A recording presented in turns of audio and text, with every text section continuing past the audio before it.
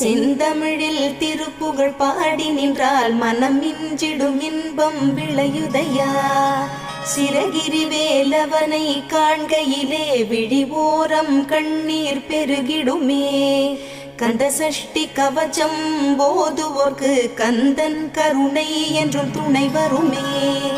பங்குனி உத்திர நாளினிலே உனை நினைந்தே காவடி சுமந்து வந்தோம். புன்னகை புரியும் ஷண்முகனே உன் சன்னதி தேடி ஓடி வந்தோம். உன் பதம் பணிவது என் தவமே, என் மனதில் நிறைந்திடும் உன்முகமே. ஷண்முக பிரிய குஹ குரு சரவணனே வந்தே இன்னருளை தர வேண்டும். தென்பழனி மலையில் ஆண்டி முகம், சென்னிமலையில் முருகனின் கருணை முகம்.